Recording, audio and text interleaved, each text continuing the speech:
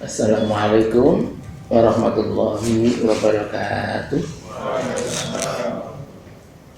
Alhamdulillahi rabbil alamin. Wassalatu wassalamu ala asyrafil anbiya'i wal mursalin wa ala alihi wa ashabihi ajma'in. Asyhadu an la ilaha illallah wa asyhadu anna Muhammadar Rasulullah. Bapak-bapak dan barangkali ibu belum ada yang kelihatan. Bapak, ibu dan saudara yang terhormat terhormat. Alhamdulillah kita sudah masuk ke renungan hikmah ke-16. Tapi isinya itu sampai kalau urutan menurut kitab Al-Hikam itu sudah sampai 20. Ya, kita Al-Hikam sudah akan 20. Ya. Nah, sebagai pengantar, karena ini menyangkut bukti-bukti. Jadi kemarin kita membicarakan bahwa kita ini sangat mungkin dalam hidup itu penglihatan kita menjadi kurang tajam. Bagi orang-orang yang menurut penilaian para ahli ma'rifah tentu saja, itu ialah karena sangat mungkin alam semesta dan isinya ini karena kita nikmati itu, lalu kita menjadi agak buram melihat Allah, samar-samar. Seperti mungkin seperti di Jambi, seperti di Palembang itu, atau di Palangkaraya sekarang ini. Jadi karena asapnya itu tebal, jaraknya itu terlalu dekat melihat benda itu, hanya 20 meter misalnya, seperti itu. Tapi kalau hati kita bening, itu seolah-olah Tuhan yang jauh itu kelihatan. Gitu. Sebenarnya kan ilustrasinya mirip-mirip. Baiklah, sekarang kita masuk ke saya berikan judul bukti-bukti bahwa adanya Allah adalah begitu jelas. Dan ini orang tasawuf itu kan begitu. Kita ini dalam kehidupan sehari-hari seyogianya itu melihat itu bukan melihat benda. Tanda petik saja melihat ini ya. Tetapi hendaknya melihat Allah. Bahwa Allah ada di situ dan hadir. Itu yang jadi intinya itu. Nah, kalau kita mungkin terbiasa tidak seperti itu. Kalau saya misalnya, mohon maaf, ini melihat teh ini, ya.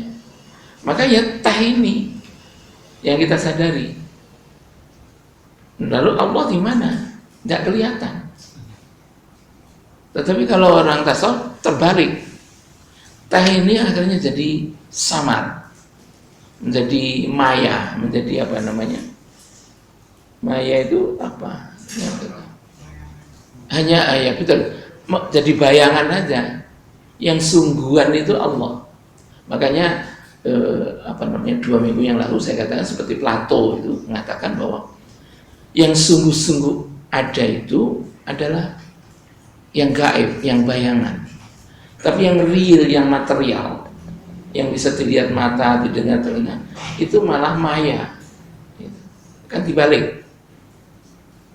Tapi kalau kita rata-rata tidak, yang betul-betul nyata adalah yang material. Gitu. Bayangan itu maya. Cara berpikir tasawuf terbalik.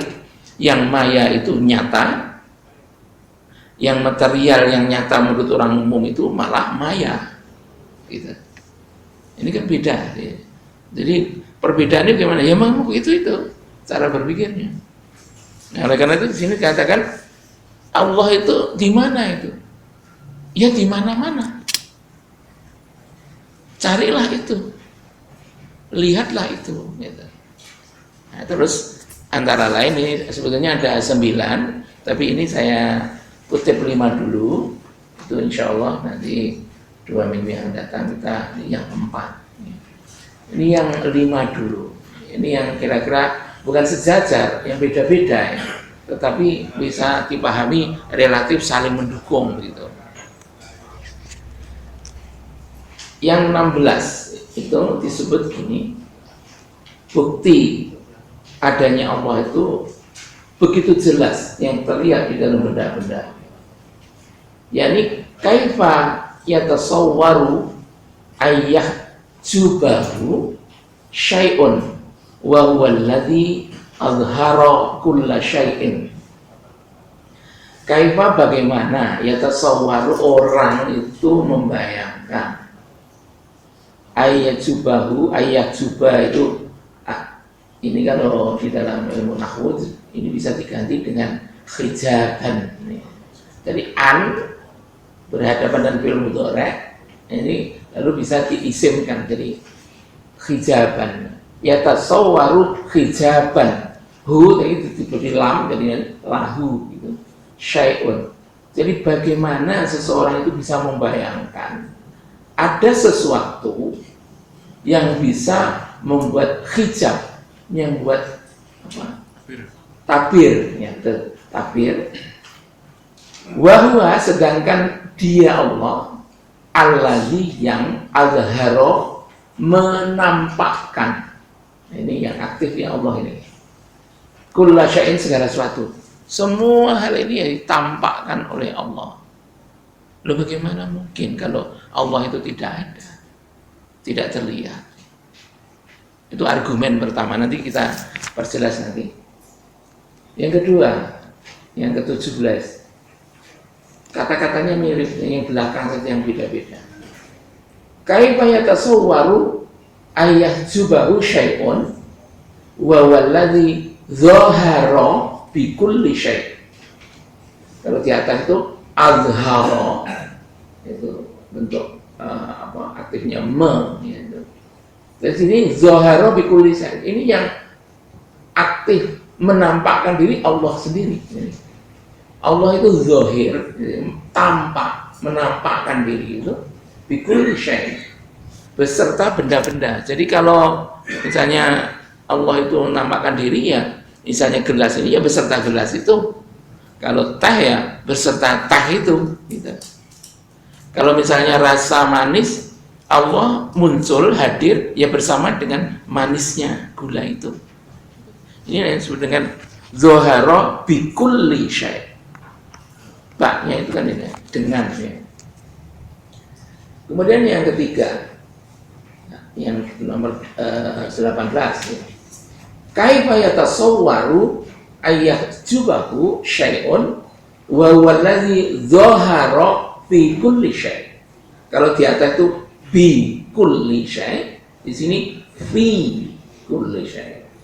Di dalam. Jadi Allah berada di dalam. Di dalam teh, di dalam gelas. Ya tidak, ini segala benda ini ya. Ini itu. Kalau mau manusia itu mau membaca, mau melihat, ada di situ Allah. Kemudian yang berikut nomor 19. Kaifa yatasawwaru ayyahjubahu syai'un wa huwa alladzi dhahara li kulli. Bukan bi, bukan fi, tapi li, untuk, bagi. Jadi menampakkan itu untuk apa? Kalau orang menampakkan di situ, nanti manusia ingin tahu Allah bisa lewat itu, gitu maksudnya. Itu logika ya, alasan dari Athaillah yang keempat. Kemudian yang terakhir yang kelima, nomor 90 dan 91. Kaifa yatasawwaru ayyahjubahu syai'un wa huwa zahiru qabla wujudi kulli syai'. Az-zahiru itu kan salah satu sifat Allah. Az-zahiru wal batin, yang sangat tampak. Allah itu nampak. Cenderung sifat Allah itu zahir. Sebetulnya kalau manusia mau memikirkan itu, Allah itu tidak dibuat misteri 100%. Sebab di dalam ilmu agama itu kan dikatakan begini,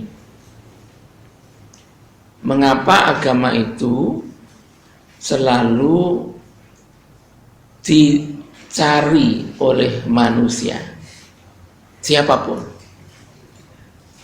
oleh kelompok apapun, semua orang, mulai yang pinter dan tidak pinter, orang yang pengetahuannya bawah sampai guru besar, kira-kira gitu. Orang yang paling tidak maju sampai paling maju. Orang dari desa sampai kota. Orang kecil sampai besar. Itu selalu mencari. Ini kalau dalam ilmu agama dikatakan, karena agama itu ada faktor misteri yang dipertahankan kemisteriannya. Kalau semua hal di dalam agama itu ada faktor misteri, kemudian dibuka, akhirnya sudah hilang misterinya semua, habis itu agama. Nah, sekarang kalau bapak-bapak dan saudara tanya saya, nah itu ilmu itu kan juga misteri kan? Alam semesta ini yang ditemukan oleh ilmu ketahuan berapa persen? Misalnya rahasia. Tetapi dalam ilmu ada jaminan suatu saat akan diketahui. Yang sekarang tidak atau belum diketahui, nanti diketahui. Dalam proses penelitian, percobaan dan seterusnya oleh manusia, nanti ilmunya akan muncul itu. Tapi kalau dalam agama ada yang betul-betul dipertahankan misterinya. Siapa itu? Tuhan. Makanya Rudolf Otto itu mengatakan itu. Siapa yang namanya Tuhan? Tuhan adalah mysterium tremendum et fascinosum. Jadi Tuhan itu bagi semua agama adalah misterium, misteri. Nah, sekarang kita potong dulu ini. Dalam Islam apa betul? Allah itu kita dibuat misteri. Bagaimana Bapak kira-kira? Betul kan? Allah itu dibuat misteri. Nah, kata Nabi, tafakkaru ala khalqillah wala tafakkaru ala zatihi fatuhliku. Berpikirlah kamu tentang khalqillah, makhluk Allah. Silakan. Akan sampai kok, tidak membingungkan. Insya Allah nanti suatu terpecahkan itu. Wala tafakkaru, tapi kamu jangan berpikir ala zatnya tentang zat Tuhan, hakikat Tuhan. Watuhliku, kamu akan hancur.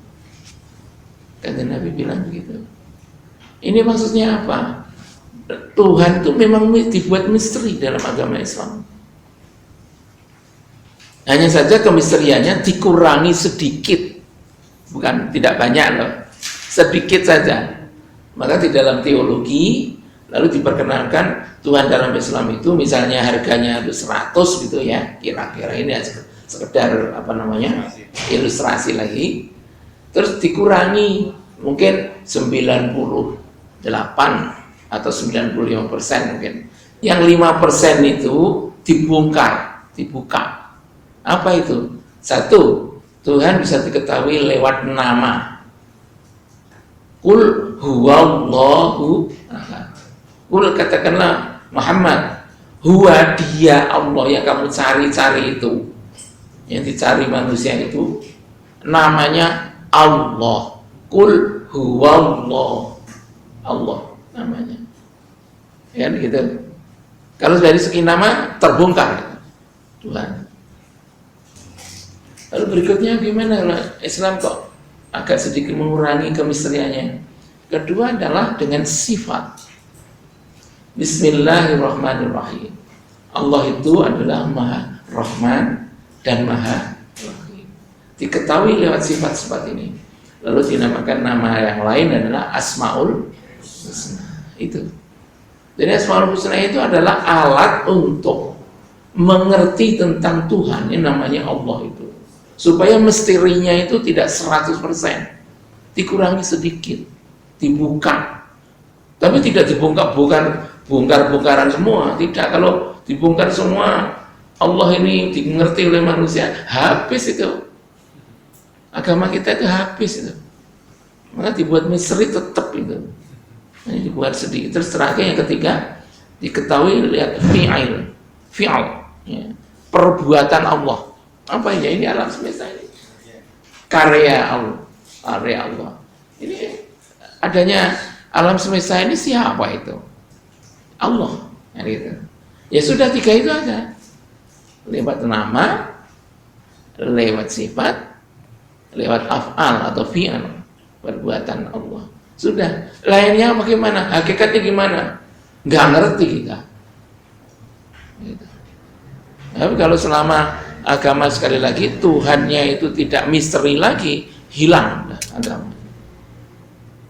Lain dengan ilmu. Kalau ilmu itu ada misteri, ada dalam penelitian, percobaan berkali-kali ketemu. Dulu Einstein misalnya, apa ya kekuatan yang ada di dalam materi itu. Setelah dihitung itu ketemu akhirnya energi E sama dengan mc kuadrat. M-nya itu massa benda yang hilang. C-nya itu adalah jalannya sinar yang per detik 300.000 kilometer per detik.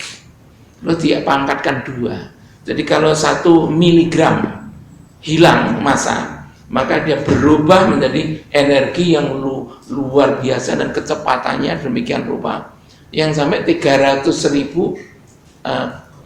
kuadrat. Bayangkan 300.000 kali 300.000 berapa itu? Ya, monggo saja dihitung saja itu. Kalau 1 miligram hilang benda, nah kalau bumi ini beratnya berapa kuintal ini? 1 miligram saja sudah bisa menghancurkan Nagasaki, Hiroshima. Nah, tapi kalau ini bumi ini menjadi bahan peledak sebagaimana senjata atom di Nagasaki, yang dibom apa itu? Maka teorinya E sama dengan mc kuadrat ini ketemu. Dulunya kan misteri ini. Siapa tahu ini? Siapa yang tahu teori itu? Tapi lewat percobaan, hitungan, coba hitung terus akhirnya ketemu kan? E sama dengan mc kuadrat. Nah, akhirnya jadi rumus yang sampai sekarang dipakai.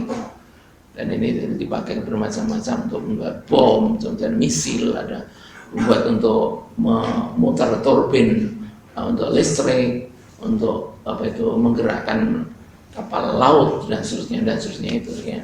Teorinya adalah E sama dengan mc kuadrat itu. Tapi agama tidak. Pokoknya sampai hancurnya alam semesta namanya Allah itu tetap misteri. Itulah sebabnya orang terus tertarik terus untuk meneliti itu. Karena tidak pernah terjawab. Gitu. Makanya ada orang bilang agama itu tidak akan. Selama agama itu Tuhannya masih misteri, maka sepandai apapun, semaju bangsa apapun dia tetap mencari agama. Dan agama tidak akan terbunuh dan tidak akan lenyap. Itu kalau dalam ilmu agama seperti itu. Jadi sama zahirnya, Allah itu zahirnya. Qabla wujudi kulli syai', sebelum yang lainnya itu wujud.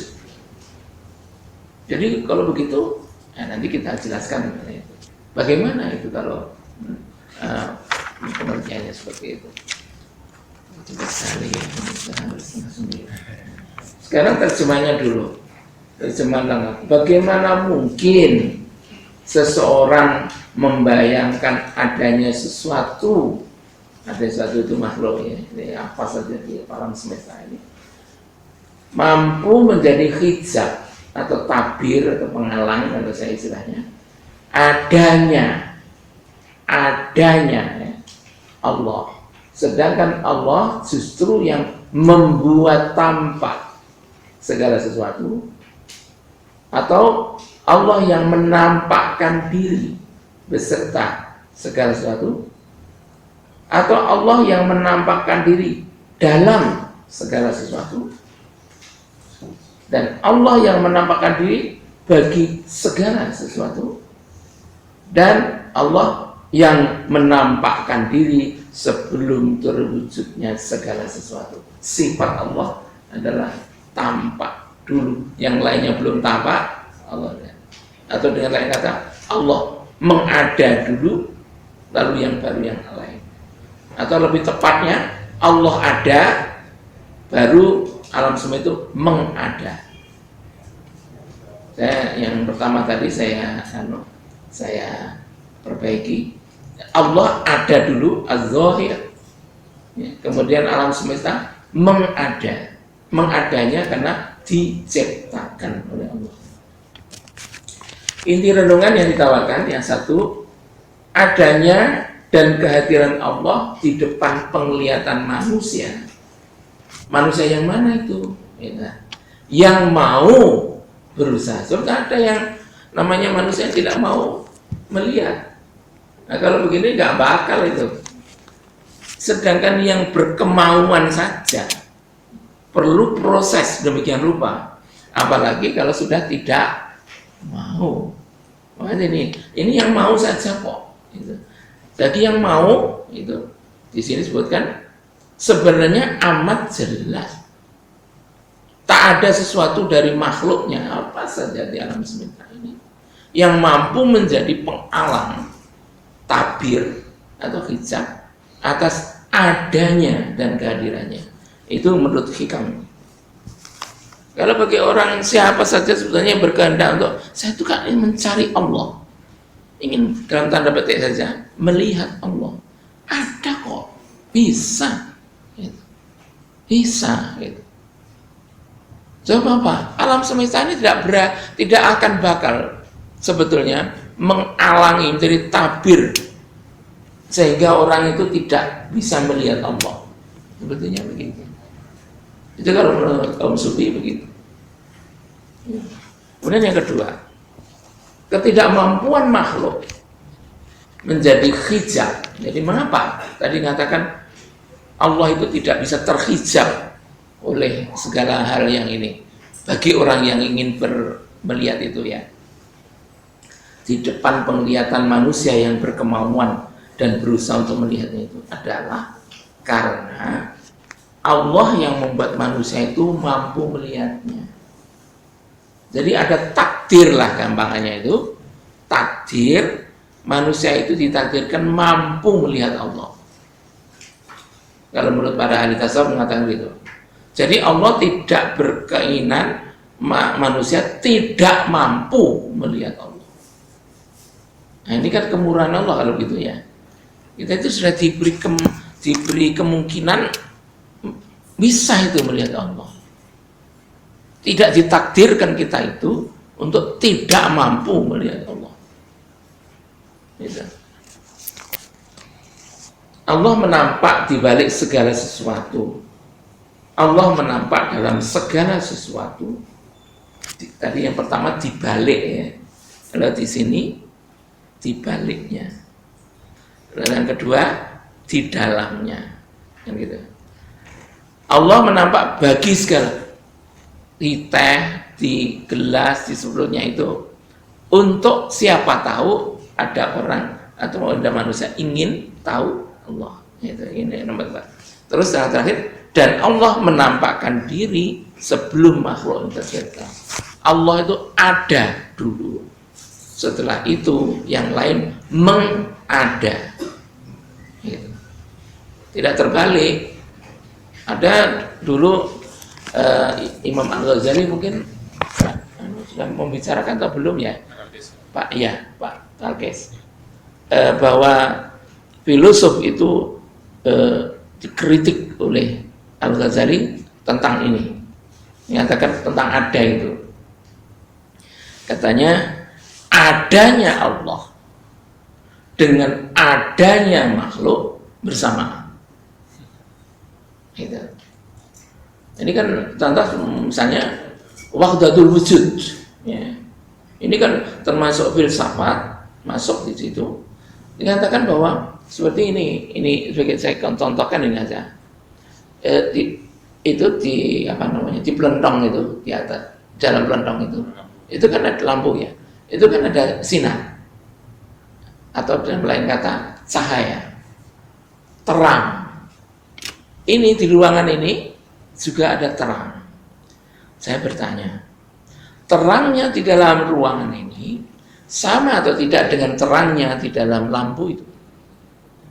Itu gimana? Tidak. Apa alasannya? Ini bukan soal lebih terang dan kurang terang, tetapi cahaya di situ dengan cahaya di ruangan ini sama tidak? Sama. Contoh lain, bapak-bapak atau kalau ada ibu itu sedang mencuci pakaian, terus membuat ember, embernya itu penuh air, peres itu. Lalu bapak-bapak meres anduk atau apa gitu, lalu dijatuhkan ke air itu, terus ada air yang tumpah. Pertanyaan saya, air tumpahan itu dengan air di dalam ember sama tidak? Sama. Itulah yang namanya wahdatul wujud.